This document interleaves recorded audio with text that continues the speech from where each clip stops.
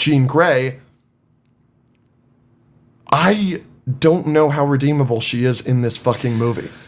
Yes. And that's something I don't buy as well in this scene, is Peter is so kind to her, and yes, that's so Spider-Man, to be so kind to the villain, but this is Jean Grey, so we have to look at this through the lens of the MCU. This is going to be a main player. This is Sadie Sink as Jean Grey. This is going to be a main player in the MCU going forward in Jake Schreier's X-Men movie. She may be the main character, and I don't like her very much. She does some fucked up shit in this movie. Yeah, And the excuse is, I'm looking for my sister. I don't care. Like, that's not good enough. No, it's not. And my main question is, did they introduce her to evil? Like, I know Jean is a very gray character. Yeah. And she does a lot of bad stuff. She does a lot of bad stuff. With the Phoenix and all that. I get it. But if she's going to be a mainstay character, to introduce her in her first movie, this evil in the world and to the audience, it is questionable. And especially at the end, I do agree with you. This is one of the reasons why I want to watch it again, because I think they do certain things where, like when she breaks into the vault and John shoots those two guys, they purposely show that they're still alive. Yes. So I want to go back and watch and see if they do that throughout the movie, like if she's avoiding killing people. She walks an elderly man into oncoming traffic. Yeah. She fully does that. Yeah. Like for Aura, by the way, just to be like, look what I can do. Yeah. That's a big problem. You're right. And to me, that is not the worst thing she does in the movie. What she does to Peter with MJ on the roof is so unforgivable. Can you imagine being Peter in that? I straight up do not buy him forgiving her for that. Yeah, that's a huge problem. I don't buy it. Like he has this unbelievable emotional moment where, like you said, he invites her into his mind and shares May with her, and they have this scene where he's like, "You would have loved her." She does way too many evil things in this movie, and a lot of us were like, "It can't be Jean Grey. Jean Grey can't be the main villain. It has to be Mr. Negative. It has to be the Hand. It has to be the..." No, it is 100% Jean Grey the entire movie. And so it's like, yeah. No, I think that's a good point, because when it happened, I had the thought, I was like, okay, that's why I wrote it down. Did they introduce her to evil? And that's why I was going back and thinking through scenes. I was like, okay, maybe I just saw that wrong. Maybe she wasn't as evil. No, she literally just... Yeah, what she did on the rooftop was terrible. Awful. What she did to that guy, I mean, she unleashed the Hulk. The tank was throwing cars everywhere. Absolutely. The tank kills people 100%. The Hulk kills people 100%. And I just keep coming back to it. She makes out with him, acts as though MJ can remember him, and then it's like, yeah, Peter, hold her. Feel her. Yeah, crazy. Does that, and then throws her off of a building.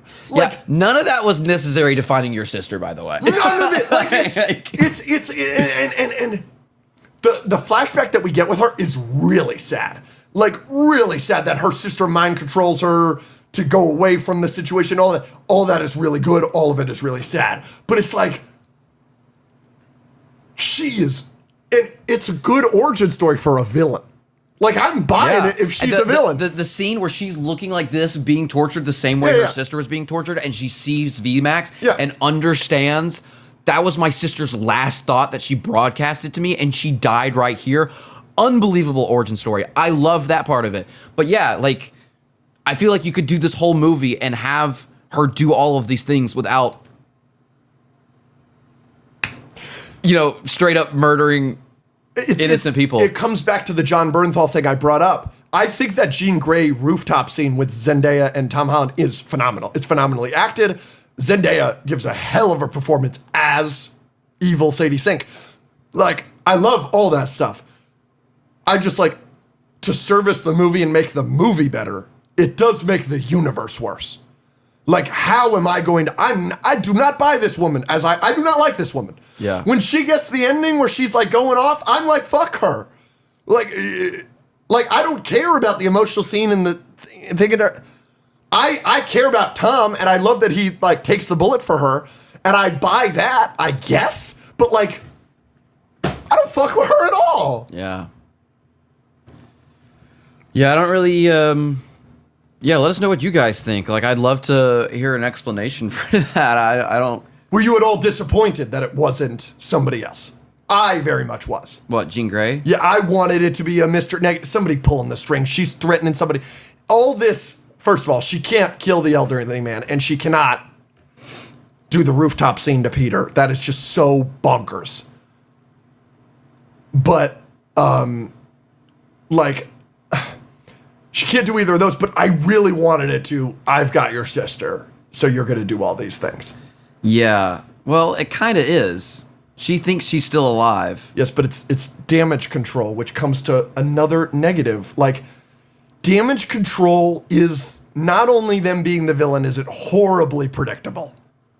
I mean, that is the most predictable thing ever. Yeah, they're doing bad stuff. But I think it's painfully uninteresting for a live-action Spider-Man movie. The character with the second best rogues gallery in superhero history, with villains like Chameleon, Venom, Mr. Negative, Kraven, Black Cat, Hobgoblin, many more that haven't been done properly in a movie, let alone live action.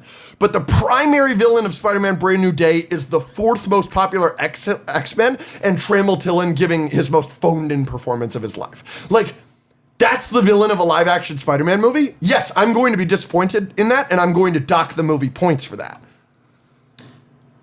It doesn't help at all that Scorpion's in it. He's barely in it. He's not a primary villain or anything like that. He's not a primary villain, but it's not like they erased his rogues gallery at all.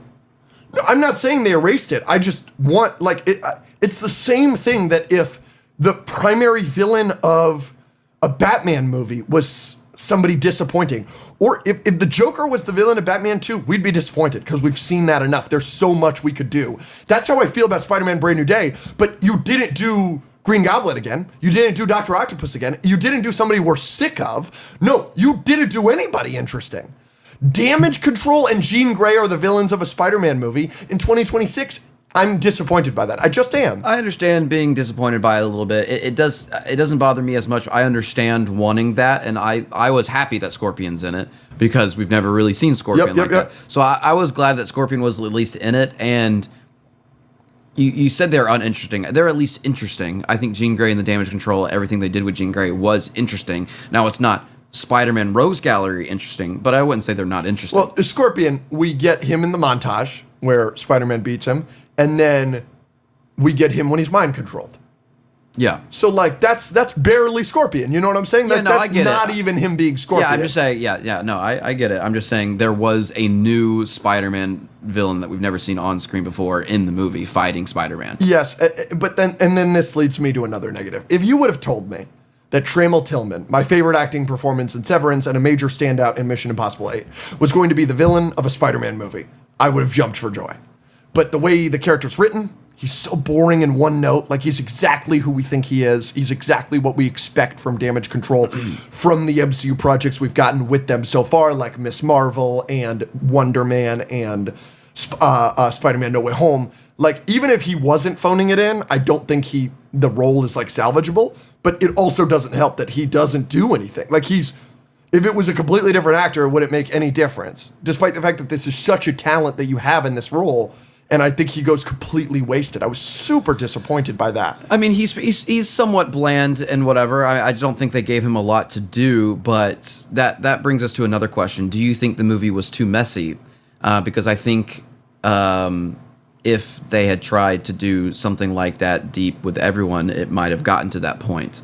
Going into Spider-Man Brand New Day, we were afraid it was going to be too messy because too much going on. We got the Hand, we got maybe Mr. Negative, we've got whoever Sadie Sink is, we've got Hulk, we've got the MJ relationship, we've got Scorpion, we've got Punisher, and we've got other examples of Spider-Man movies being too messy. The main one to me is Spider-Man 3. Yep. A lot of people point to TASM 2 as well. I think they handled it really, really well. I think there was one moment where I was like, okay, we're trying to add this in, and it was like 2/3 of the way through the movie, and then we were getting Jean's backstory, and I was like, okay, this might be a little too much. We've got a lot of other stuff going on, but then it was so good, I didn't care. And then it led into the rest of the movie with VMAX and her powers and everything. So I think everything connected really, really well. You know, Hulk being in there made perfect sense. We had to develop an inhibitor chip. John is only in there when he's needed to be. They don't try to do too much with him. So I think if they also tried to make Tremel Tillman's character some deep, nefarious person pulling the strings, I think that would have been a little bit too much. I'm glad they've kind of focused on Jean's character. No, that's a fair point. I just... Switching to Vodafone is now easy with One Touch Switch. We sort everything out for you. Yeah, I can't get over it. His character. No, that's a fair point. I can't get over it that we have a Spider-Man movie in 2026 and we have the second best, arguably the best rogues gallery in the history of superheroes, and it's a guy in a suit. It's so disappointing to me. What, Scorpion? No, Tremel Tillman's like character. an actual like double-breasted suit. Like it's just like, yeah, I understand what you mean, and it probably would have made the movie messier, but I think I'd take that trade. I don't think I would, because I enjoyed the Jean stuff so much.